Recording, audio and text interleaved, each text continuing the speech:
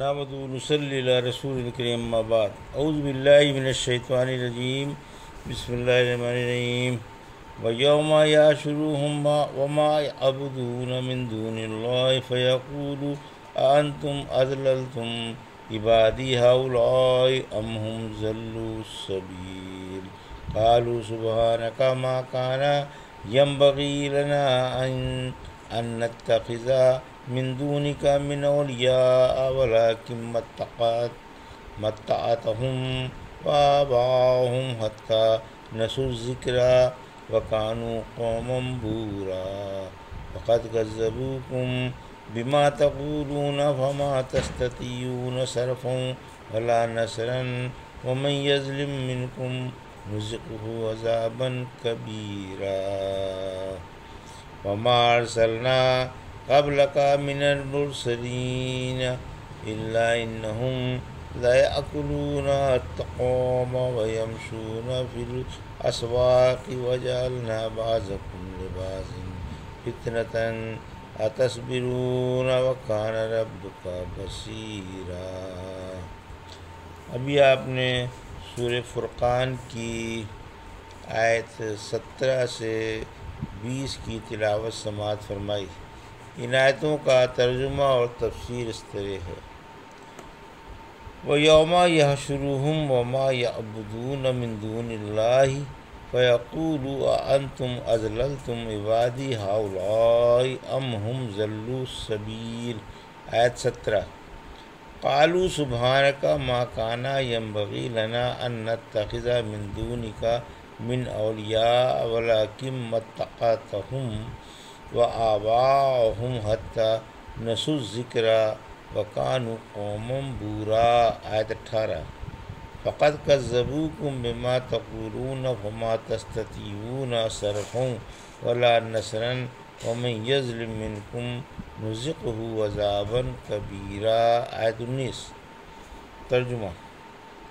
وہ دن یاد کرو جس دن اللہ انہیں اور ان کے جھوٹے معبودوں کو جمع کرے گا، پھر پوچھے گا کیا تم نے میرے ان بندوں کو گمراہ کیا تھا یہ خود ہی راہ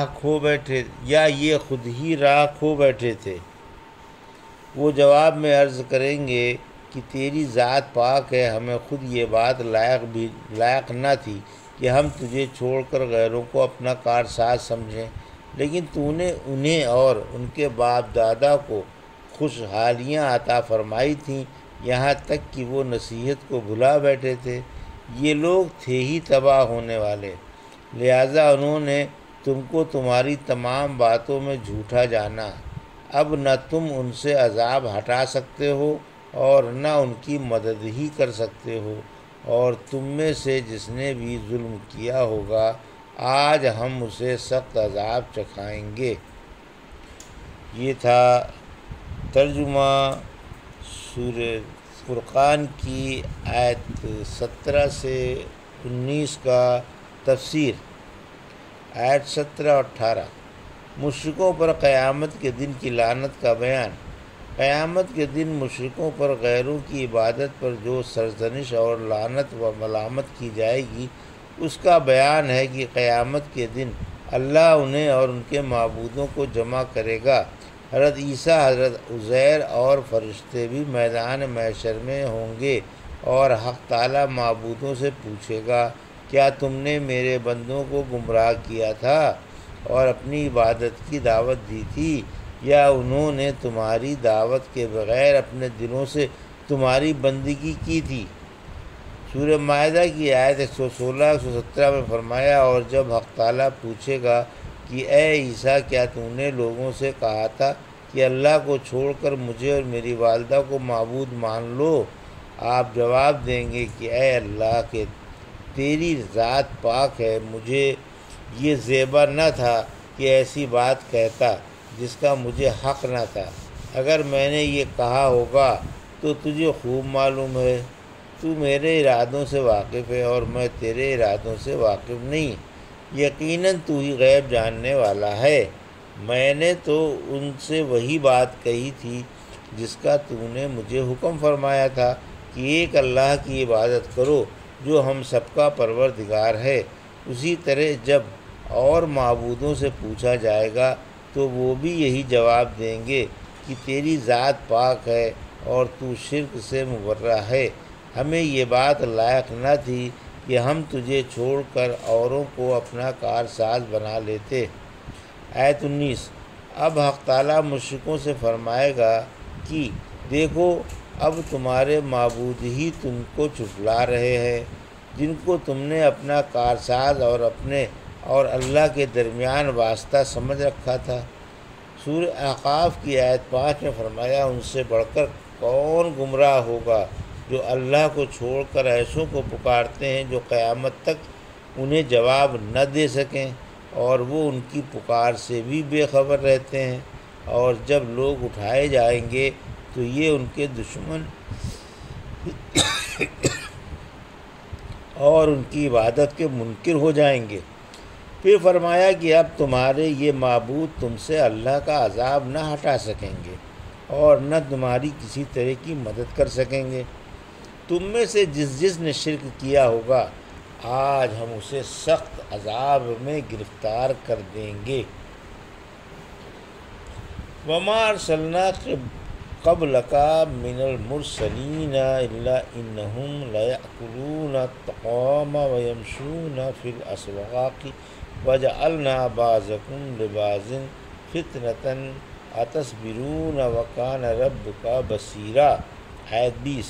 ترجمہ۔ اور ہم نے آپ سے پہلے جتنے رسول بھیجے وہ سب کھانا کھاتے تھے اور بازاروں میں چلتے پھرتے تھے، اور ہم نے تم میں سے ایک کو دوسرے کے لیے باعث فتنہ بنا دیا ہے، کیا تم صبر سے کام لوگے؟ اور آپ کا رب خود خوب دیکھنے والا ہے۔ یہ تھا ترجمہ آیت 20 کا۔ تفسیر۔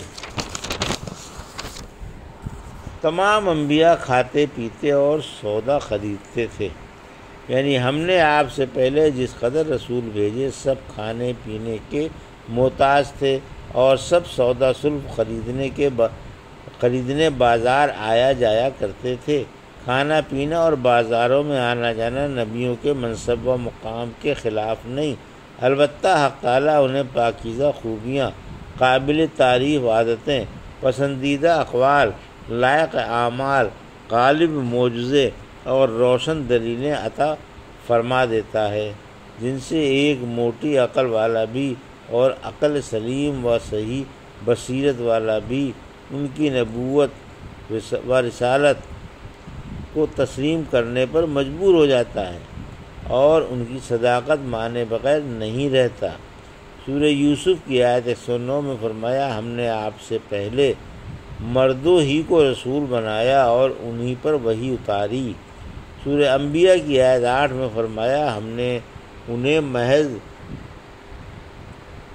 جشع نہیں بنایا کہ وہ کھانا نہ کھاتے ہوں اور نہ وہ ہمیشہ رہنے والے تھے۔ پھر فرمایا کہ ہم نے بعض کو بعض سے جانچا تاکہ معلوم ہو جائے کہ کون وفادار و نیک کردار ہے اور کون جفا شعار و غدار ہے، اور کون صابر و شاکر ہے اور کون بے صبرہ اور احسان فراموش۔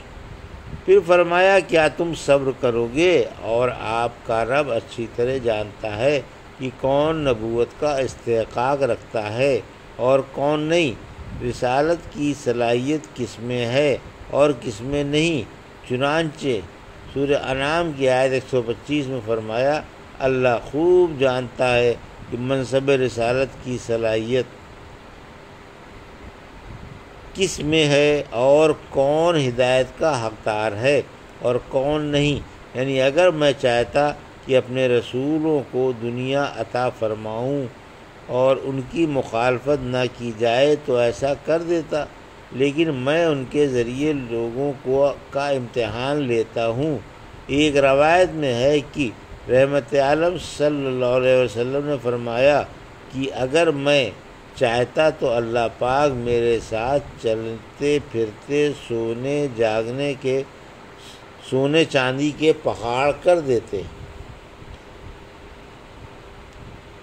ایک صحیح حدیث میں ہے کہ آپ سے کہا گیا کہ وہ کی دو باتوں میں سے ایک بات پسند کر لیں، خواہ نبی اور بادشاہ بننا پسند فرمائیں، خواہ نبی اور بندہ بننا۔ آپ نے نبی اور بندہ بننے کو پسند فرمایا۔ یہ تھا سورہ فرقان کی آیت 17 سے 20 کا ترجمہ اور تفسیر جو ابھی آپ نے سماعت فرمائی۔